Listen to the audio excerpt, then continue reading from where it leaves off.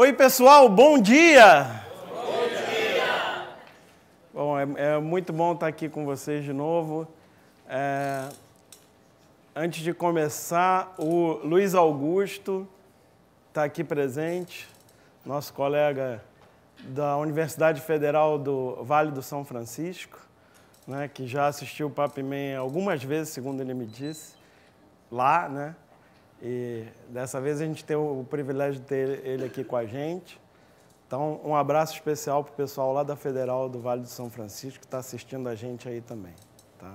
Obrigado pelo carinho e pelo prestígio, né?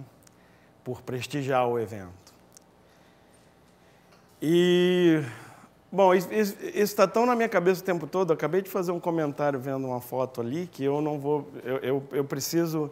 Antes de começar, pedir licença para vocês para colocar uma nota pessoal aqui. Eu dedico o trabalho de hoje e provavelmente da minha vida inteira a partir daqui ao Antônio Carlos Monteiro de Castro, meu pai, que faleceu no último dia 20 de dezembro. Eu ainda estou me acostumando com a partida do Elon. E agora ainda tem... Bom, enfim, tem que ficar mais adulto ainda. E faz parte da vida, a gente carrega eles dentro de nós, né? E agora eu me sinto mais responsável. Em 2010, quando eu participei pela primeira vez do Papimem, eu contei para o meu pai... Eu estava muito empolgado, né?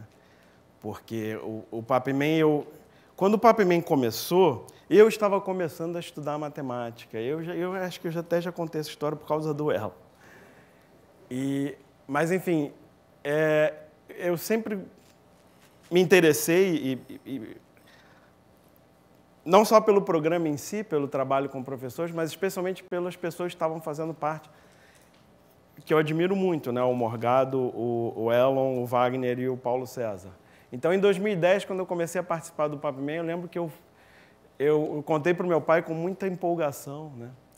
E aí ele veio aqui, nas duas aulas ele estava aqui entre nós, né, anonimamente. Tal. Meu pai não tem nada a ver com matemática, ele era funcionário do Banco do Brasil, né? Enfim. Eu, na verdade, só tenho a agradecer, porque ele me ensinou muita coisa. E foi uma pessoa que fez muito bem para o mundo. Eu espero continuar, né, o trabalho que ele fez da melhor maneira que eu puder. Tá? Bom, obrigado aí por me ouvirem. Isso não tem nada a ver com vocês, mas tem a ver comigo e eu ainda estou, de certa forma, de luto, né? Então, eu estou com um pensamento muito, muito concentrado nele ainda. Hoje aritmética, né? E eu já fiz um trabalho de aritmética em algum Papimem anterior, eu não vou lembrar de cabeça qual. E tem uma apostilinha que eu escrevi naquela época que tem a base do que a gente vai fazer. Tá? Como essas aulas estão gravadas em vídeo, etc., eu fiquei pensando em fazer alguma coisa diferente, etc. A aritmética é um tema fascinante por vários motivos. Entre eles... A gente vê isso na escola, no início do segundo segmento do ensino fundamental, né, no sexto, sétimo ano, a gente começa a ver, especialmente essas propriedades de divisibilidade, números inteiros, né? E depois, em geral, a gente não volta a ver isso na vida escolar, né? E, na verdade, é um tema fascinante que que gera problemas desafiadores, que fazem parte da pesquisa matemática até hoje, com a maior importância dos computadores a partir do século XX. Vários temas de aritmética que eram considerados até recreativos em matemática se tornaram muito importantes para aplicações práticas, né? A gente pode citar várias coisas, em particular criptografia, por exemplo. Então, tem muita coisa que a gente podia falar e eu achei uma coincidência incrível que eu decidi focar a aula de hoje em um tema e hoje de manhã, conversando com você, qual é o seu nome? Ricardo. Com o Ricardo, do nada, ele citou exatamente o mesmo tema que eu tinha pensado, falei, é um bom sinal, né?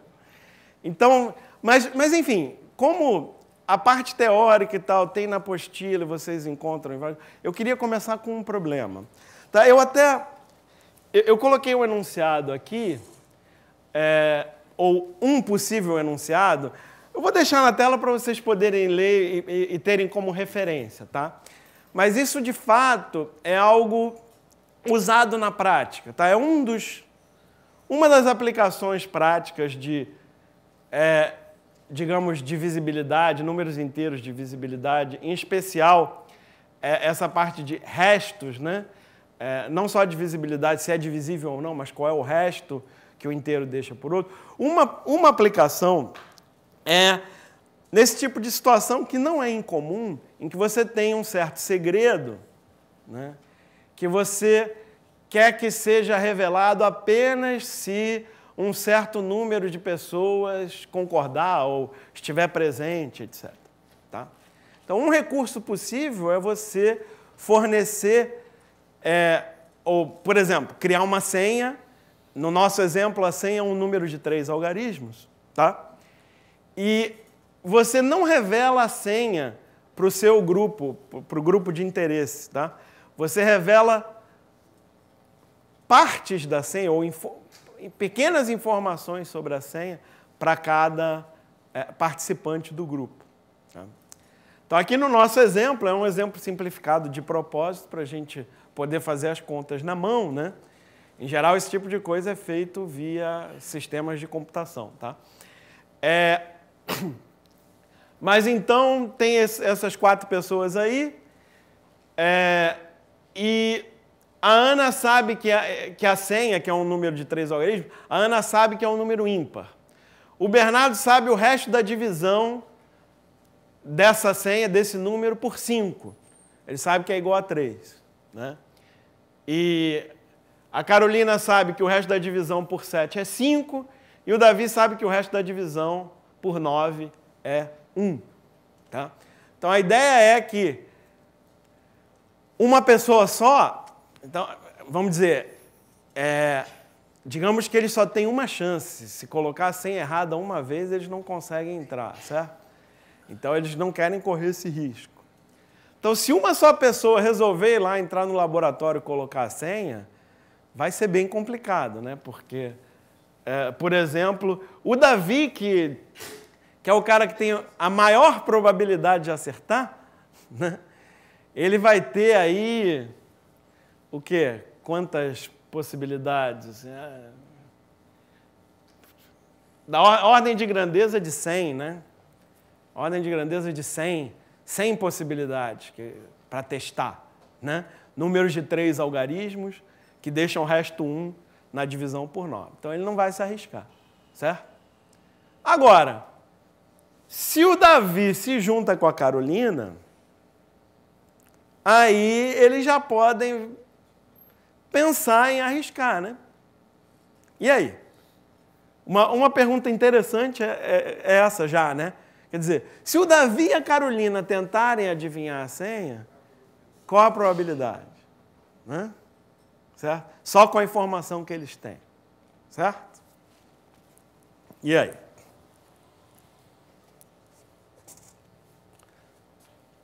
Então, eu vou começar com o Davi e a Carolina de propósito, porque são os dois que têm a maior chance de acertar. Então, eles dois juntos vão dar a maior chance de acertar para qualquer par que se formar, certo? Então, a Carolina, ou o Davi sabe que o resto da divisão de S por 9 é igual a 1, tá? O que significa, o que isso te diz sobre o número S? Fala você. Oi? Alguém falou. Isso, 9K mais 1. Eu, em vez de K, eu vou usar a letra A. Por uma razão muito simples. Eu intuo que a gente vai inventar várias letras ao longo dessa solução, né? E aí eu vou começar com A para ter certeza que eu vou ter letra suficiente em ordem alfabética para terminar o problema, tá? Então, a nossa colega disse que S é 9 vezes um certo inteiro, que eu vou chamar de A, mais 1. Isso é o que a gente sabe sobre a senha. Isso é o que o Davi sabe sobre a senha, certo? Porque deixar resto 1 na divisão por 9 significa exatamente isso, certo? Se quiser, a gente... Eu não sei, a câmera chega nesse cantinho aqui. Então, ó, o que eu estou dizendo é isso aqui, né? É o que significa a divisão, certo? Se eu divido S por 9, o resto é 1. O quociente eu não sei, posso chamar de A, certo? E aí, essa divisão significa exatamente isso, certo? Bom, a divisão significa um pouco mais do que isso. Significa que esse número aqui está entre 0 e 8, certo? Está de 0 a 8. Mas é verdade porque é 1. Né? Mas a divisão tem essas duas coisas, né? Tem essa equação aí e o fato do resto está entre... entre 0 e 8, inclusive. Um exercício super interessante é você esquecer essa condição do resto estar de 0 a 8 e ver o que acontece com o algoritmo da divisão. É bem interessante. Tá? Mas eu só quis jogar essa ideia, por enquanto. É isso. Analogamente, a informação da Carolina significa que aqui eu deveria escrever algo do tipo o A é um número natural, né? Mas para não ficar escrevendo isso aqui toda hora, vamos já combinar que todas as variáveis que eu utilizar ao longo do problema vão representar números inteiros. Eu posso querer algum número negativo em algum momento, para eu não ficar escrevendo isso toda hora. Bom, fala você. Fala só para eu ter certeza de que alguém, pelo menos, está entendendo o que eu estou falando. Fala aí. Olha, eu achei legal que vocês usaram até a mesma letra que eu tinha pensado. Que coincidência, né? 7B mais 5. É bom quando acontecem essas coincidências, né? Tá. Ok. Então, se o Davi se junta com a Carolina, o que eles sabem sobre a senha é isso aí, certo? Será que essas duas informações são suficientes para a gente ter, digamos, para reduzir um pouco as possibilidades? Né? E aí, como é que a gente interpreta essas duas condições? Ou, melhor dizendo, como é que a gente acha todas as possíveis senhas S que cumprem essas duas condições? Né? Como é que a gente faz isso? Alguma ideia? Eu também pensei isso. Eu sei que ninguém falou nada, mas eu estou lendo a sua mente. Eu pensei isso também, que você pensou e não quis falar. Que o 9A mais 1 é igual ao 7B mais 5. Né? Isso daqui é uma equação. É uma equação com duas incógnitas. Né? A reação mais comum entre os alunos quando vem uma equação com duas incógnitas não dá para resolver, preciso de outra equação. Tá?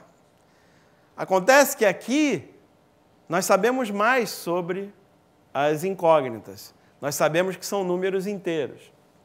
Tá? E aí essas equações em que você busca soluções inteiras, elas são tão importantes que elas receberam um nome especial, né?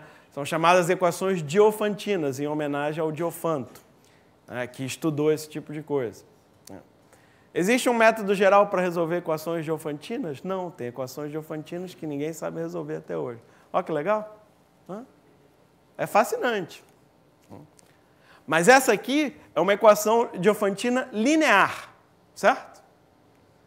Porque você tem uma combinação linear das incógnitas. Essas a gente sabe resolver completamente. Você pode ter estudado essa teoria, aí você pega aqui, aplica a teoria e resolve. Né? Mas, como os números são pequenos, a gente consegue, com um pouquinho de esperteza, resolver. Tá? Então, o que chama atenção aqui? Bom, antes, deixa eu colocar em outro formato, né? 9A menos 4 igual a 7B. Eu gosto desse formato. Tá? Então, equação diofantina, quer dizer, você tem que usar fortemente a informação de que os números são inteiros. Um jeito de fazer isso, que vai ser a minha preferência aqui, é olhar para, por exemplo, esse 7B, por isso que eu deixei ele do lado direito, e interpretar isso aqui como um múltiplo de 7. Porque 7 vezes um número inteiro é exatamente isso, é um múltiplo de 7. Então, eu posso interpretar essa equação agora, ou o problema que eu tenho que resolver, eu posso interpretar assim. Quero encontrar um inteiro A, tal que 9A menos 4 seja um múltiplo de 7. Esse problema é muito legal, muito interessante.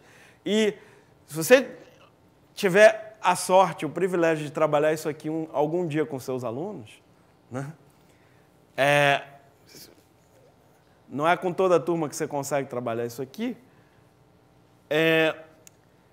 Um jeito super legal de fazer ou de investigar esse problema é justamente aproveitar que os números são inteiros e sair testando. A igual a 0, A igual a 1, A igual a 2, A igual a 3, A igual a 4, A igual a 5. E vai vendo quem é múltiplo de 7 e quem não é. Se você fizer isso um número suficiente de vezes, você vai começar a ter hipóteses sobre o que está acontecendo. Ok. Eu só estou jogando sugestões aí para você. Certo? Agora, um jeito relativamente esperto de fazer isso... Bom, claro, se você não aprendeu a usar congruência. Se você aprendeu a usar congruências, coisas desse tipo, aí você também resolve isso automaticamente. Tá? Mas um jeito mais ingênuo de resolver isso aqui é... peraí, eu quero que seja múltiplo de 7. Mas aqui tem um 9. 9 é maior do que 7. 9 é grande. Então, esse 9 eu posso separar. Eu posso separar esse 9 em 7 mais 2, por exemplo. E aí eu diminuo o problema. Olha lá. Então, esse 9A, você concorda comigo que é 7A mais 2A, certo? Esse é um jeito esperto de escrever o 9A olhando para o que você quer, que é que seja múltiplo de 7. O menos 4 eu podia pensar em modificar ele, mas ele está bom o suficiente para mim. Deixa assim. E esse igual a 7B eu vou substituir por múltiplo de 7, para deixar explícito o modo de pensar aqui. Tá? Eu escolhi analisar a divisibilidade por 7 nessa equação. Tá? Ao fazer isso, eu chego à seguinte conclusão.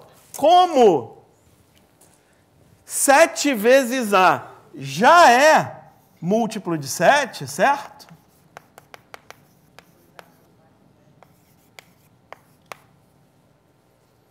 O único jeito disso tudo ser múltiplo de 7 é que o 2A menos 4 também seja múltiplo de 7.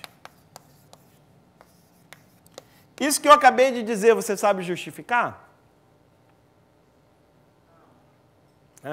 Repara, isso que eu acabei de dizer é um se somente se. Eu estou dizendo que essa soma é múltiplo de 7 se e somente se esse pedacinho é múltiplo de 7. Por quê? Porque esse já é automaticamente múltiplo de 7. Tá? E a justificativa é simples.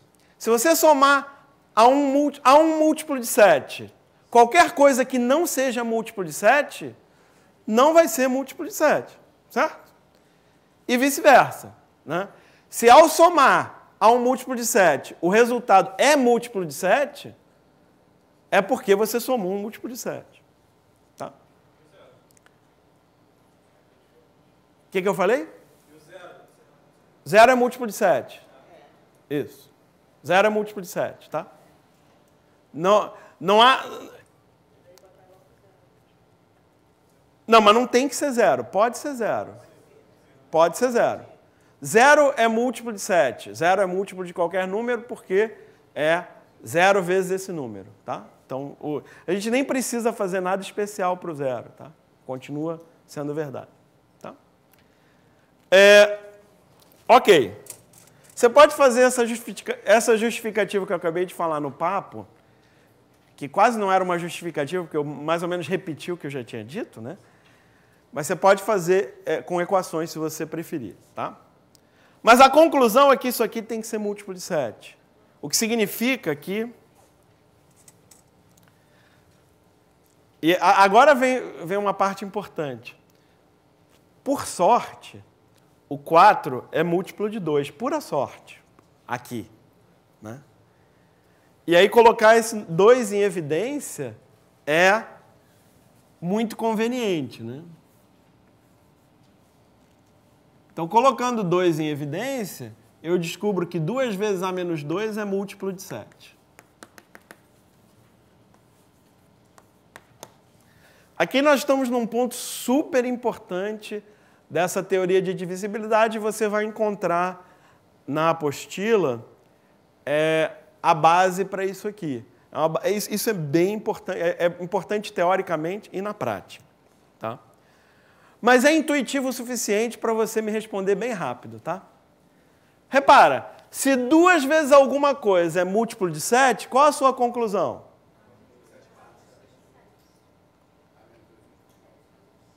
É um múltiplo de 7 par. É verdade, mas não ajuda, né? É múltiplo de 14, é verdade, mas não ajuda. 2 vezes alguém é múltiplo de 7. Qual a sua conclusão? Esse alguém é múltiplo de 7. E aí teve gente que fez assim, ué, mas isso é óbvio, né? Que bom. Que bom que você acha isso óbvio. Porque, na verdade, não é. Qual é a sua justificativa para isso? Justifique. Por que 2 vezes um número só é múltiplo de 7 se esse número for múltiplo de 7? Qual a sua justificativa? Hã? Porque o 2 não é múltiplo de 7. Isso é verdade, mas não é uma justificativa correta para a minha pergunta. Tá? Ah, já melhorou. Porque ao fatorar, como é que é? Fatorar o quê? Isso. Agora você foi pelo caminho que eu queria, ou que eu imaginava que você iria. Se eu fatoro A menos 2 em fatores primos, certo? Tem que aparecer o fator 7. Por quê? Porque eu sei que no produto vai aparecer esse fator primo 7. E no 2 ele não aparece. Aqui no 2 ele não aparece. Certo? Isso é um pouquinho... No fundo, você queria dizer a mesma coisa, mas é um pouquinho diferente do que ser múltiplo. Porque se em vez de 7 a gente estivesse falando de 6, 2 não é múltiplo de 6. Mas aí, a conclusão... Não, isso aqui, você não conclui que seja múltiplo. Percebeu? Então, é sutil isso aqui. Ok, perfeita a sua justificativa. Agora, como é que a gente prova, como é que a gente justifica que todo número natural tem uma fatoração única em números primos, que é o que você está usando para resolver esse problema aqui? Como é que a gente justifica isso? Não é fácil. Está na apostila. Eu só vou informar vocês de que... Claro, você pode... Dá para imaginar que você possa fazer diferente, mas normalmente a gente prova isso aqui antes de provar que existe a fatoração única. Então, ao usar a fatoração única para esse ponto aqui, você meio que está andando em círculos, a menos que você justifique a fatoração única de outro jeito, né? Na verdade, isso aqui, eu acho que vale a pena eu colocar aqui no rascunho também, tá? Isso aqui é o seguinte, é o teorema, eu vou chamar de lema, que é, se A vezes B é múltiplo de C, e o MDC entre A e C é 1, então, agora fala você. Isso. B é múltiplo de C.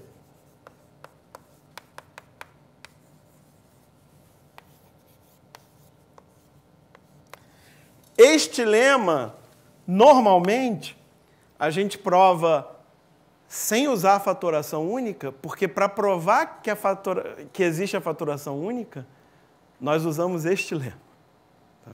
Então, este lema a gente prova normalmente usando o teorema de Bézout, que é que o MDC entre dois inteiros é sempre a soma de um múltiplo de um deles com um múltiplo de outro deles. Essa soma, claro, vai acabar sendo uma diferença, certo? Quer dizer, soma de inteiros. Mas isso está na apostila e eu quero adiantar um pouco aqui.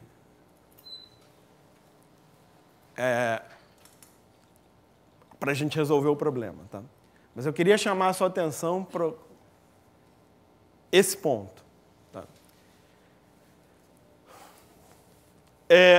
Então, em particular, se o número é primo, né? Se o número é primo, como 7 é primo, certo?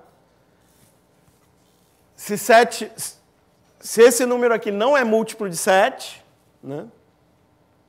Então o outro tem que ser. Ok?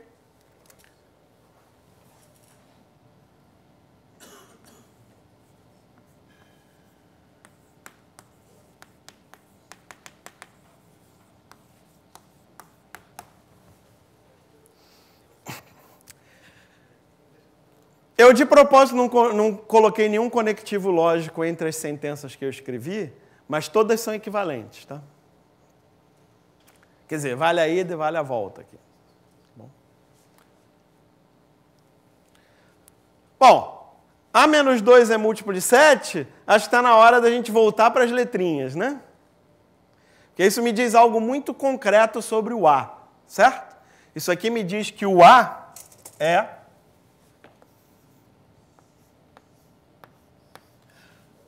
Bom, o A menos 2 é 7 vezes alguma coisa, né? Deixa eu ver se você pensa a mesma letra que eu. 7 vezes C. Eu pensei nessa também. 7 vezes C mais 2, certo? Porque o A menos 2 tem que ser um múltiplo de 7. Então, o A menos 2 vai ser 7 vezes um inteiro, ok? Lembrando que todas as letrinhas que a gente está usando representam números inteiros, tá? Então, é isso aí. Descobrimos algo importante sobre o A. O que esse algo importante sobre o A vai me dizer sobre a senha? Ora, substitui, certo? E você descobre que a senha é o quê? 9 vezes 7C mais 2, mais 1.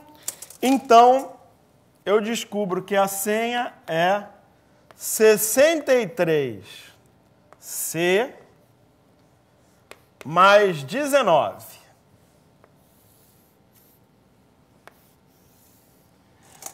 Já dá para adivinhar a senha, sabendo que ela é um número de 3 algarismos? Não, tem muito número de 3 algarismos, né, que é dessa forma aí. Mas a nossa probabilidade já aumentou, se a gente chutar, certo? Aumentou e aumentou bem, né? Porque ali eu tinha números que iam de 9 em 9, ou números que iam de 7 em 7, agora os números estão indo de 63 em 63. Né? Então eu multipliquei, no caso do Davi, eu multipliquei a chance do Davi mais ou menos por 7, né? A chance dele acertar. Ficou 7 vezes mais provável ele acertar agora do que era antes. Tá?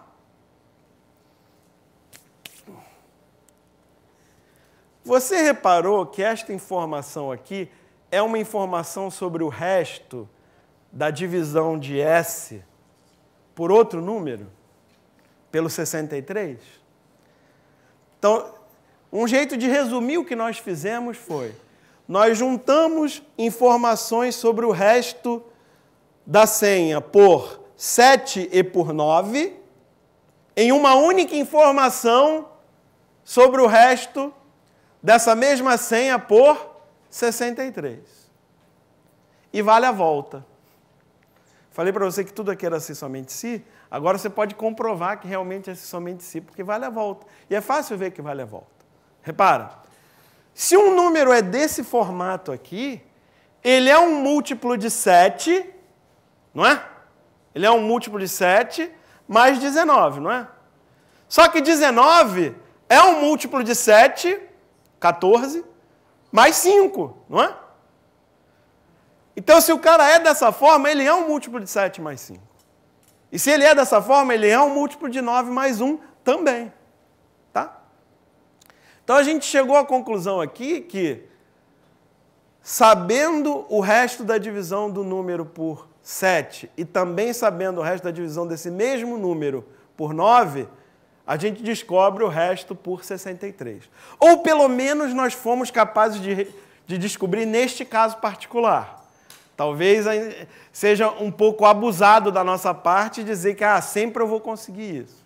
Né? Pelo menos nesse caso, foi isso que aconteceu. Tá? Ótimo.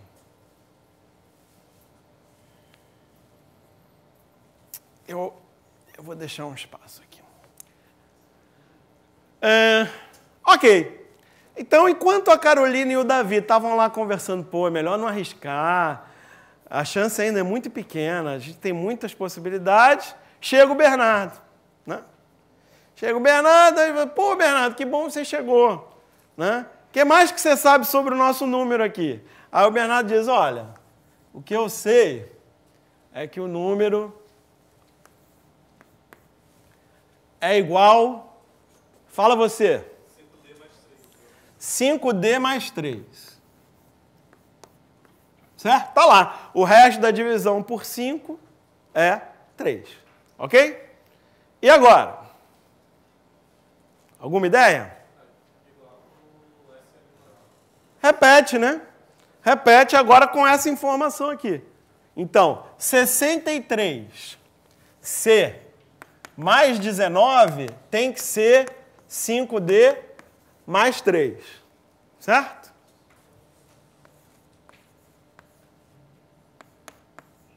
Eu já vou escrever assim.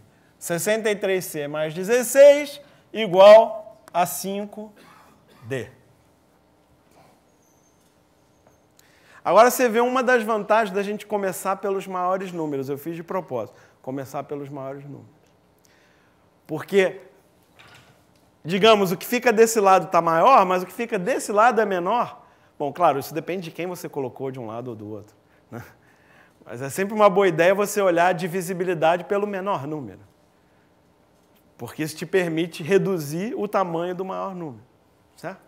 Então, se você escolher olhar aqui divisibilidade por 5, a sua conclusão é que o 63C mais 16 tem que ser múltiplo de 5. Certo? E múltiplo de 5 é maior moleza, né? Você olha o último algarismo. Então, esse aqui você consegue fazer de cabeça, se você pensar um pouquinho. Né? Faz aí de cabeça. Como é que tem que ser o C? O C tem que terminar em quê? Em 0 ou 5. Certo? Porque... Não. Hã? Como 0 ou 5? Não. Espera aí, volta. Volta tudo, rebobina. 63C mais 16, tudo isso tem que ser múltiplo de 5. Certo? Aí a dica que eu te dei é, olha para o último algarismo. Certo? O último algarismo de 63C, você vai somar com o 6 aqui e vai ter que dar 5 ou 0. Certo? Para somar o 6 e dar 5 ou 0, tinha que ser o quê? 4 ou 9. Certo? Mas então esse que termina em 3, você vai multiplicar por... Né? 3 vezes alguma coisa tem que terminar em 4 ou 9. Quem é essa alguma coisa? 3 ou 8. Certo? 3 ou 8, qual é o resto por 5? 3, né? 3 ou 8 é sempre resto 3 por 5. Certo? Tá? Então, dava para fazer de cabeça, né? Mas não precisa. A gente pode fazer igualzinho a gente fez do outro jeito. Mas vai dar igual. Tá? Então, vamos fazer. Então, esse 63 aqui. Você pode fazer 60C mais 3C? Pode, né? Eu também prefiro fazer 65C menos 2C, certo? Sem preconceito com os números negativos. Né? Tem uma vantagem de escolher esse 2 em vez do 3, que deve ficar clara para você daqui a pouco. Isso mais 16 é múltiplo de 5.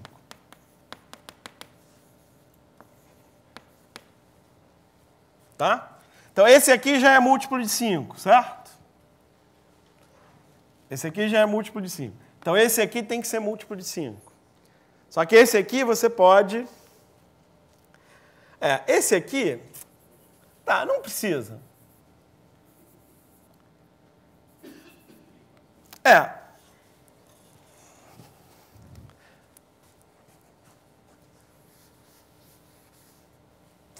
Vamos lá, vamos sofisticar um pouquinho. Esse 16 a gente também podia fazer 15 mais 1, certo? Mas não gostei. Não gostei porque eu tenho esse menos 2C, lembra? E lembra como foi bom colocar o 2 em evidência? Se eu coloco o 1 aqui, eu não vou poder colocar o 2 em evidência. Então, ou eu deixo o 16, ou eu melhoro um pouquinho e deixo 6. Esse 16 eu posso escrever como 10 mais 6, certo? Só para mostrar para você que tem várias maneiras de fazer isso. Tem várias maneiras de fazer isso, certo? Bom, esse aqui automaticamente é múltiplo de 5, certo? Conclusão é que esse vai ter que ser múltiplo de 5. Bom, vou colocar umas reticências aqui para indicar que eu estou escrevendo a mesma coisa que eu escrevi no caso anterior, tá? Você entendeu, né? Fala que sim, vai, pelo menos. Isso. Tá. Agora, coloque em evidência o menos 2, ok? Esse já é automaticamente múltiplo de 5, coloque em evidência o menos 2, fica menos 2, C menos 3, né? É múltiplo de 5.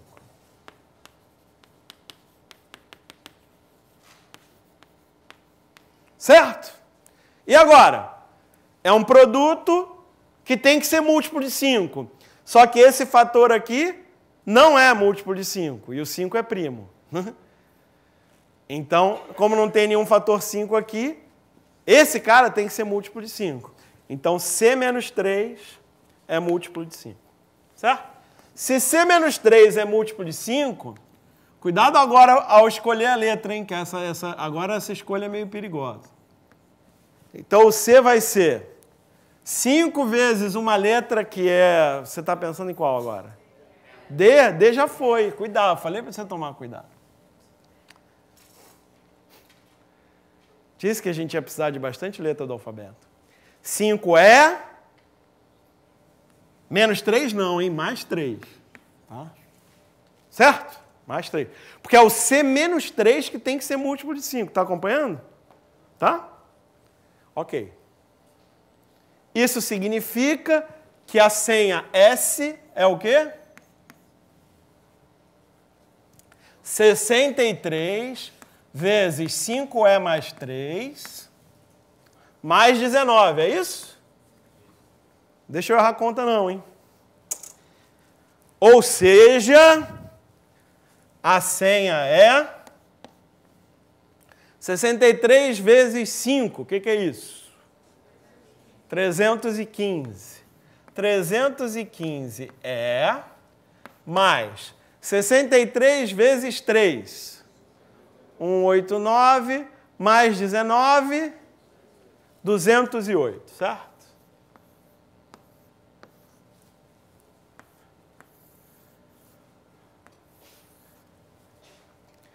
Lê isso aqui da mesma forma que o enunciado foi dado. O resto de não sei o que lá. Lê aí. O resto da divisão de S por 315 é igual a 208. E 315 é o quê? 5 vezes 7 vezes 9. Ok? Então, repara. Utilizamos a informação sobre os restos de S por 5, 7 e 9 e descobrimos o resto pelo produto. 5 vezes 7 vezes 9. Certo? E vice-versa? Se você souber o resto por 315, você sabe com certeza o resto por 5, por 7 e por 9? Sim. Porque todo múltiplo de 315 é múltiplo de 5. Então é só você ver qual é o resto desse pedaço aqui. Certo? Então, vale a volta também. Agora, imagina o Bernardo, a Carolina e o Davi juntos agora. Eles estão quase acertando a senha, né? Qual é a dúvida deles agora? Ou qual é a probabilidade deles acertarem no chute agora? 50% não. 1/3. Não, por que 0? Em geral, se a gente fala número de 3 algarismos, é número de 3 algarismos. Fora que 0 não é solução para isso aqui também, não. Que se puser o 0 aqui, vai dar 208.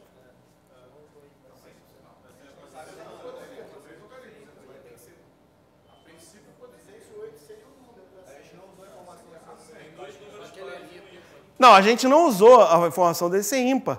A gente não sabe essa informação. Nós somos o Bernardo, a Carolina e o Davi.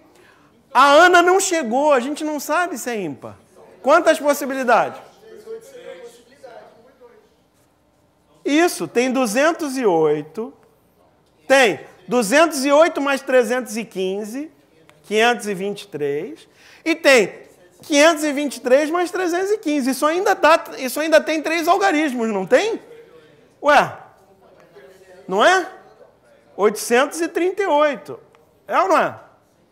Nós temos... É 700?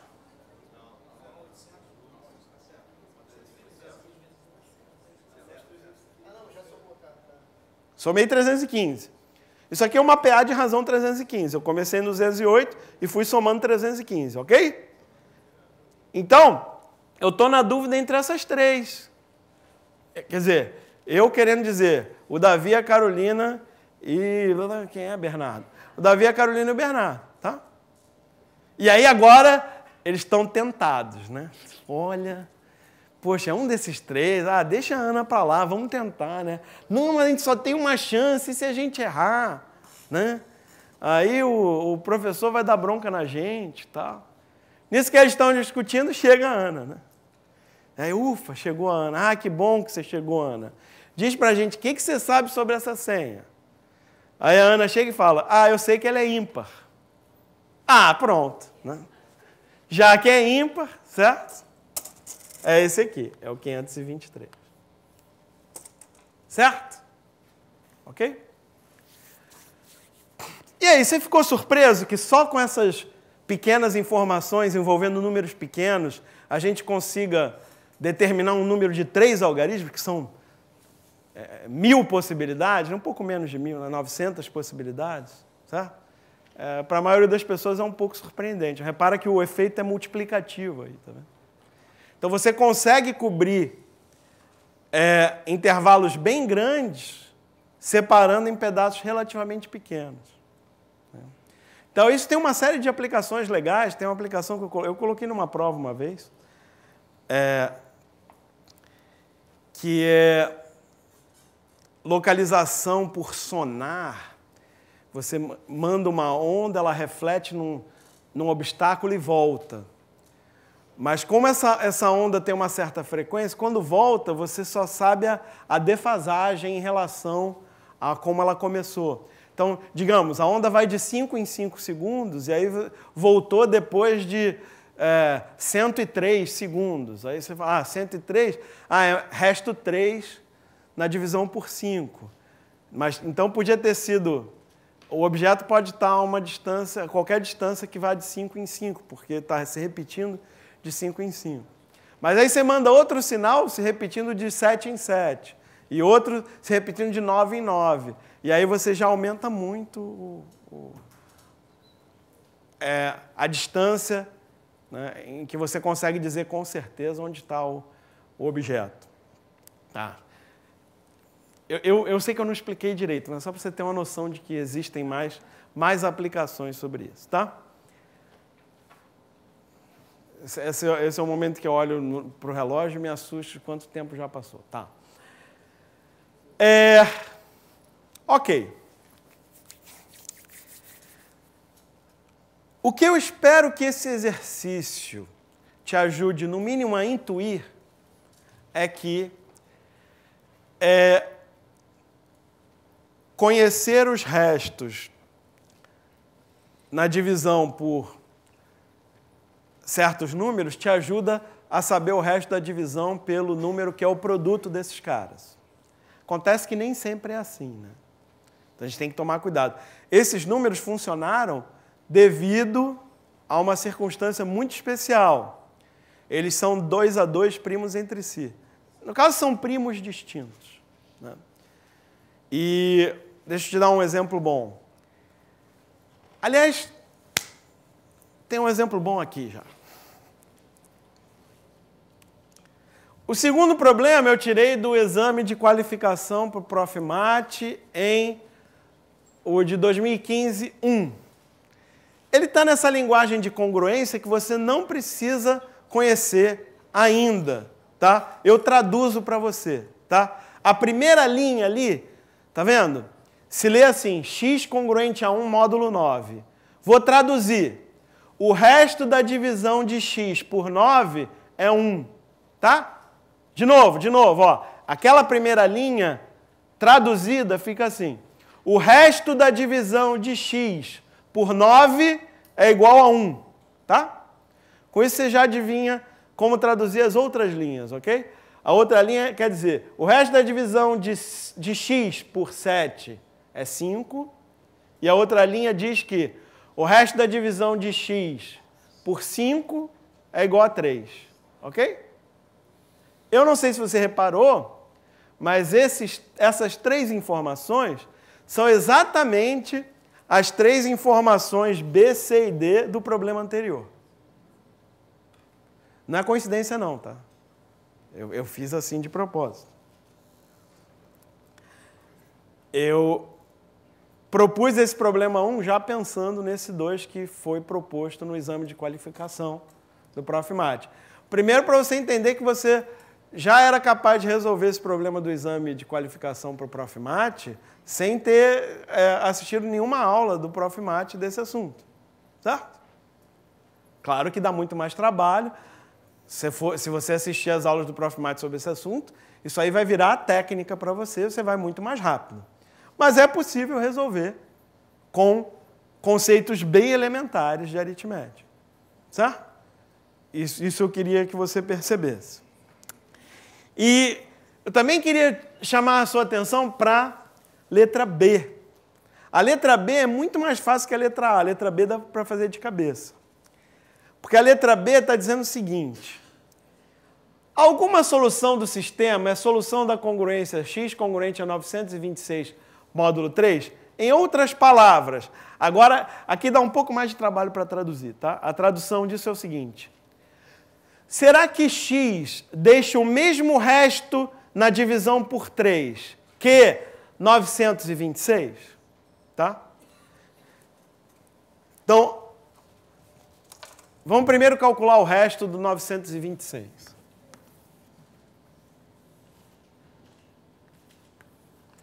Quando eu divido 926 por 3, qual é o resto?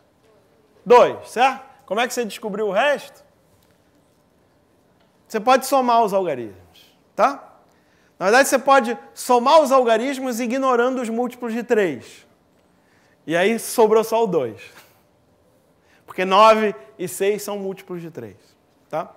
O critério de divisibilidade por 3 é somar os algarismos e ver se é múltiplo de 3, certo? Mas, na verdade, esse é um critério também... É um critério que não funciona só para divisibilidade, ele funciona para você saber o resto. Inclusive, você pode somar, se você não acreditar no que eu falei, você pode realmente somar, dá 17, certo? E aí soma de novo, dá 8, certo?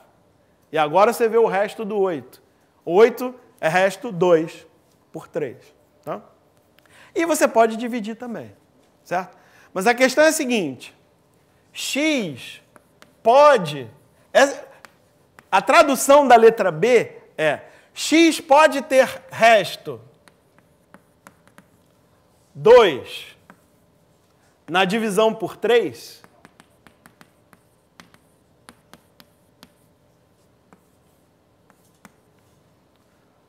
Não. Porque você sabe o resto de x por 9.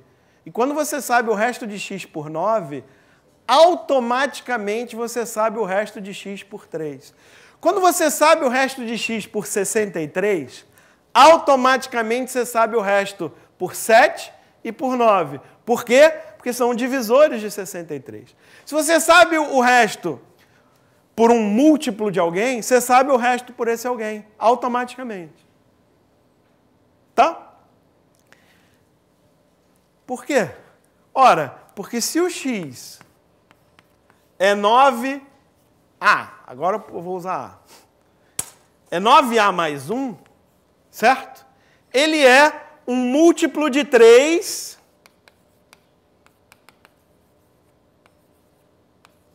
mais 1, certo? Se ele é um múltiplo de 3 mais 1, o resto dele por 3 tem que ser 1, certo? Então isso aqui significa que o resto de x por 3 é 1. Porque ele é um múltiplo de 9 mais 1. Então, ele é um múltiplo de 3 mais 1. Se ele é um múltiplo de 3 mais 1, o resto dele por 3 tem que ser 1. Concordam? Ok.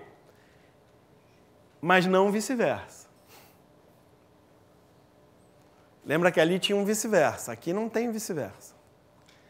Porque se você sabe que o resto da divisão por 3 dá 1,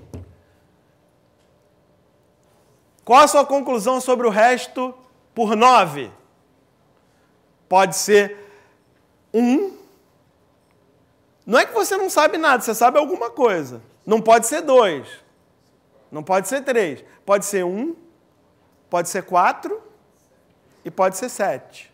Certo?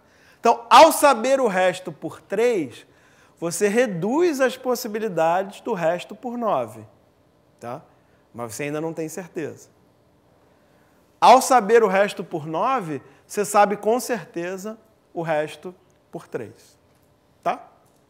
Então, parte do curso de aritmética do Prof. Mate tem a ver com esses sistemas de congruências. E congruência é, na verdade, uma linguagem muito útil, muito adequada para lidar com essas coisas de divisibilidade. Eu deixei um espaço aqui de propósito para mostrar para você como é que ficaria isso usando congruências. Sem te explicar, só vou te mostrar. Talvez para você, quem sabe, ter uma curiosidade de estudar mais esse tema, se você ainda não o fez. Tá? Então aqui a gente poderia... O início é igual, tá? Mas a gente escreveria assim. 9A mais 1 é congruente a 0 módulo 7. Não é 0, é 4, desculpa. Esse menos 4 aqui já põe para o lado de lá, tá? Por exemplo. Ou, perdão, deixa eu fazer direito. 9A menos 4 é congruente a 0 módulo 7. Isso aqui é essa linha aqui, tá? Não, essa linha aqui. Essa linha aqui ficaria assim na linguagem de congruência. Tá certo? Mas a linguagem de congruência te permite substituir os números pelos seus restos, por exemplo, entre outras coisas. Então, é módulo 7? Então, esse 9 por 7, o resto é 2, certo? Então, você pode trocar o 9 por 2, aí fica 2A. E esse menos 4, você passa para lá como se fosse uma equação, como se fosse uma igualdade, certo? Módulo 7. Aí aqui, dá vontade de simplificar, de dividir por 2 os dois lados, certo? Tem que tomar cuidado quando você faz isso com congruência. Mas tem uma regra que você vai aprender. E a regra é, você pode dividir os dois lados pelo mesmo número, desde que esse divisor não tenha fator comum com o módulo. Ou seja, seja primo com o módulo. Posso dividir por 2? Posso, porque 2 é primo com 7. Então, divide por 2, A congruente a 2, módulo 7. Tá? Então, Isso aqui é isso aqui, é igual, certo? É aqui. Todas essas linhas, a gente reduz a isso aqui, conhecendo congruências e as suas propriedades. Tá? Beleza.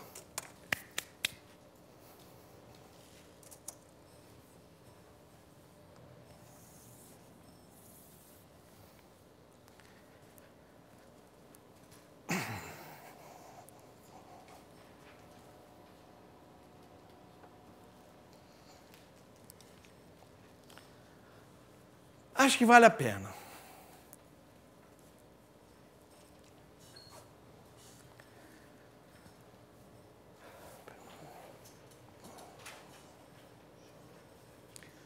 Nesse problema 3, que também é de um exame de qualificação, tá? Eu quero resolver com você,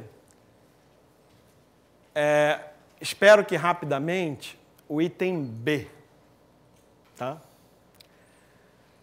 O item B é o seguinte. 13x tem que ser igual a um múltiplo de 2.436. Então, 2.436a mais 1, tá? Nessa linguagem de congruência. Ele está dizendo que o resto da divisão de 13x por 2.436 tem que ser 1. Tá? Então, aqui, a gente pode fazer congruência módulo 13, como a gente fez antes, tá? E tentar adivinhar uns coeficientes espertos para resolver o problema. Tá?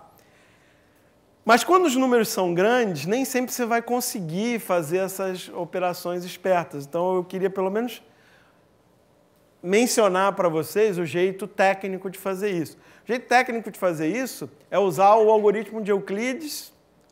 Você pode usar o algoritmo de Euclides tradicional, ou o melhor é usar o algoritmo de Euclides estendido, porque ele já vai resolvendo o problema para você. Tá? E o problema é o seguinte, então, a ideia é a seguinte.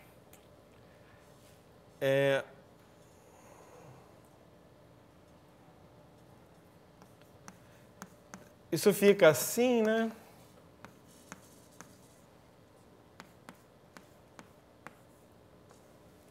Então, isso aqui está quase no formato do algoritmo de Euclides estendido, mas eu vou...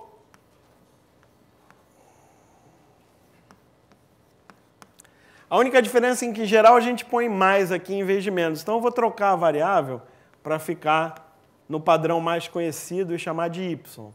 Então, isso aqui é o mais conhecido. Que também é a típica equação diofantina linear. Tá?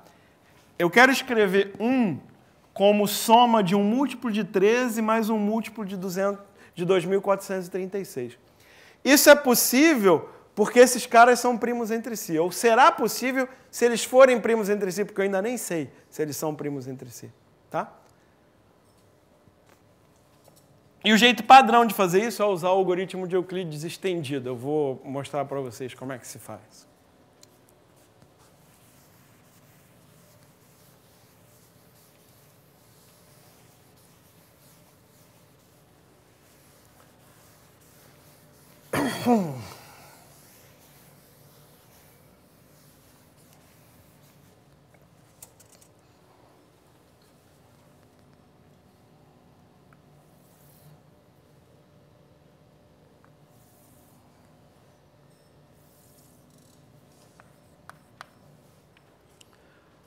Alguém me ajuda com as contas aí para a gente ir mais rápido, tá? 2.436 e 13, tá? Divide aí e me fala o quociente e o resto, por favor.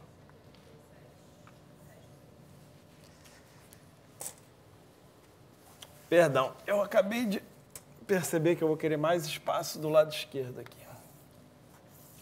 2.436, 13, quociente? 187, acho que eu ouvi, foi isso? E o resto é 5. Ok. Então, o algoritmo de Euclides tradicional, você faz assim, divide esse por esse, o resto você repete aqui e continua o processo, certo? O algoritmo de Euclides estendido é uma ideia muito esperta, que é a seguinte.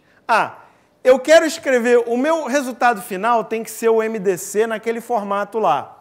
13x mais 2.436y, certo? Acontece que essa primeira divisão, ela me diz que 2.436 é 187 vezes 13 mais 5, certo? Isso, eu até vou preferir já escrever desse jeito. O 5 é 2.436. Eu acabo de perceber que a coincidência incrível de que a aula anterior foi sobre soma e operações com vetores. Que ótimo. Menos 187 vezes 13. Tá? Agora, pensa comigo o seguinte.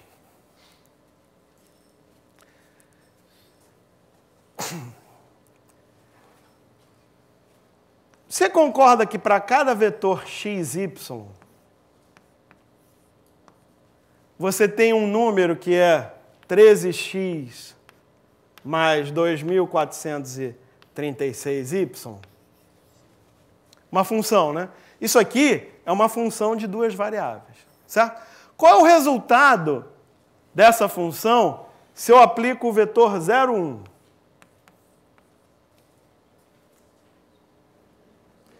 2.436. E se eu aplicar o vetor 1, 0? 13.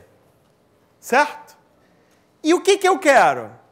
Eu quero os valores, não os, porque são infinitos, na verdade, mas eu quero valores de x e y para os quais isso dê 1. Certo? Deixa eu ir devagar. Eu vou conseguir primeiro valores de x e y tais que o resultado seja 5. Porque o 5 eu já consigo escrever em função dos números que eu já tenho. Tá? Então, olha que ideia boa. O 5, ele vai ser o resultado daquela função lá se eu usar o vetor. Qual o vetor que dá 2.436? Qual o vetor? 0, 1. Menos 187 vezes... Qual é o vetor que dá 13? 1, 0. Não é legal? E não vai dar certo? Vai dar certo porque essa função é linear. Ela vai preservar multiplicações e somas. Tá? Então aqui a gente faz assim, ó. Põe o x... Põe o y, tá vendo? E vai. 2.436 é x igual a 0, y igual a 1, certo? 187 é x igual a 1, y igual a 0, certo? E o 5? É esse menos 187 vezes esse. Você pode fazer aqui direto, tá vendo? Faz essa coluna menos 187 vezes essa coluna. Vai dar o quê? 0 menos 187 menos 187 e 1 menos 0 dá 1. Certo? E continua.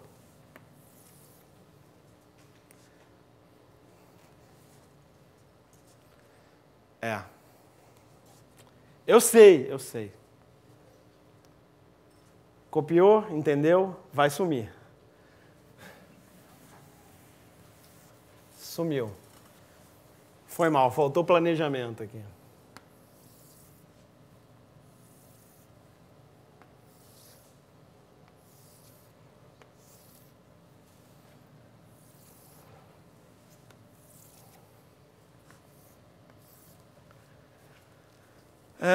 Como é que é agora? 2, 3, acho que essa conta eu consigo fazer sozinho. Aqui é 1, 2, 2 vem para cá, aqui é 1, 1. Certo? E 1 é o MDC, não é isso? Agora, se eu não errei conta, de novo, olha só. Esse 3 é o quê? Esse 3 é 13 menos 2 vezes 5, não é isso? Olha lá, é 13 menos 2 vezes 5. Então, a mesma coisa vai acontecer com os vetores que estão aqui. Vai ser esse aqui menos 2 vezes esse, tá? Então, vai. 1 menos 2 vezes 187. 375. Certo? 0 menos 2 vezes 1 é menos 2, certo? Ok? Esse 2 é o 5 menos 1 vezes 3, certo? Então, aqui vai ser esse vetor menos uma vez esse vetor. Esse menos esse.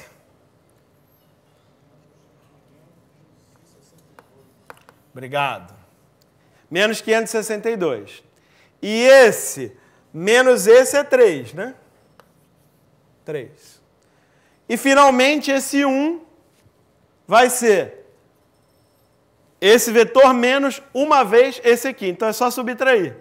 Que aqui, no caso, vai ser somar. 900 e não sei o que, 7. 17. E aqui é menos 5. Tá? Não é menos 5? Obrigado. 37. Tá? E aí, eu acho que você deveria fazer a conta para ter certeza que funcionou, tá? Mas isso quer dizer que 1 é igual a menos 560... Não, 937 vezes 13 menos 5 vezes 2.436. Tá? Ok? O algoritmo de Euclides. Tem um jeito de fazer o algoritmo de Euclides e depois voltar. Fazer de trás para frente até chegar nesses números. Mas algum cara esperto de computação, entendeu? Na hora de programar, ele falou, pô, por que eu vou voltar se eu já posso ir fazendo as contas em cada passo e tal? E aí surgiu esse estendido que é bem legal, é bem prático, tá? Para fazer isso. E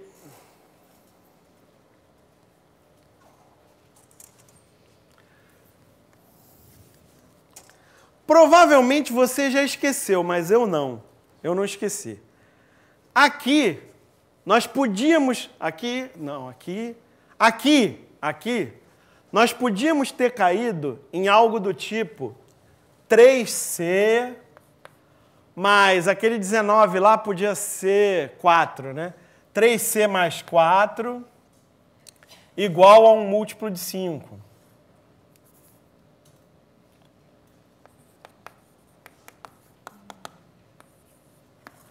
Nós podíamos ter caído nisso. 3C mais 4 é um múltiplo de 5. Certo? E tudo bem, tem aqueles jeitos espertos de fazer alguma coisa aqui. Mas, eu vou até botar... Põe 5x mesmo. Mas você podia escrever isso assim, ó. 5x menos 3c igual a 4. Certo? Como é que é o MDC entre 5 e 3? É 1, não é? Então, você pode fazer esse método aqui para achar um x e y, tais que 5x mais 3y seja 1. Se você tem os coeficientes que dão 1, como é que você consegue os coeficientes que dão 4? Multiplica por 4. Certo? Então, desse jeito, dá mais trabalho, é mais demorado, etc. Mas é um jeito infalível, você não precisa de nenhum truque, tá? Você pode fazer o algoritmo de Euclides, depois multiplicar pelo número que você quiser aqui, certo? Então fica 5 vezes 4x, 3 vezes 4y, vai dar 4.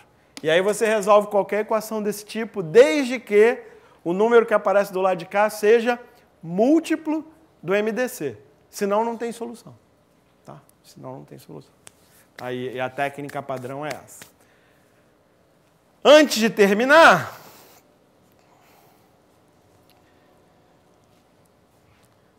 olha, acho que a gente até faz, se você tiver paciência. Eu estava pensando só em indicar, mas de repente a gente até faz.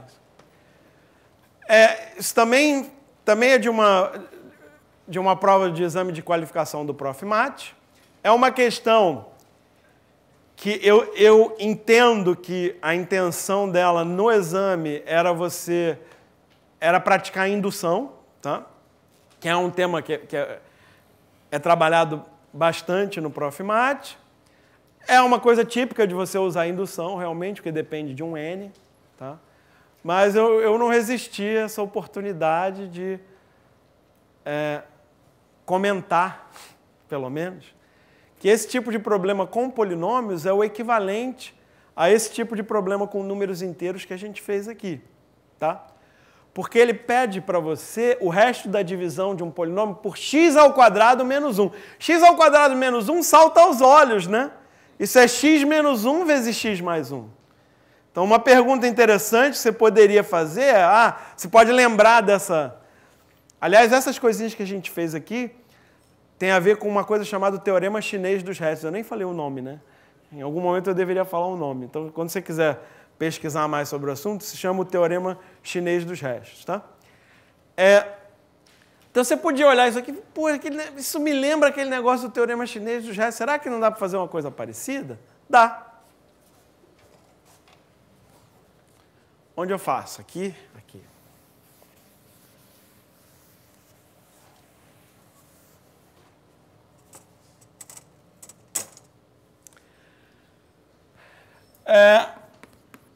Então, tem um P de x, que é isso aqui. Qual é o resto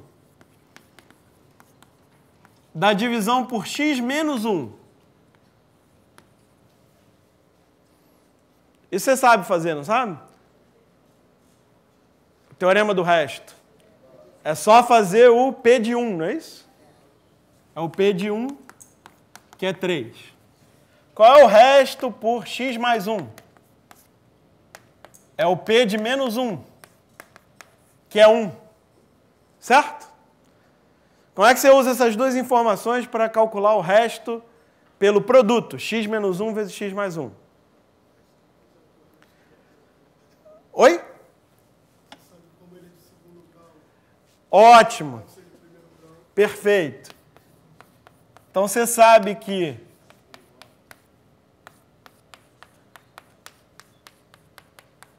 ele é um troço do primeiro grau no máximo, então ele é algo da forma ax mais b, certo? E agora você substitui o 1 e o menos 1 aqui, certo?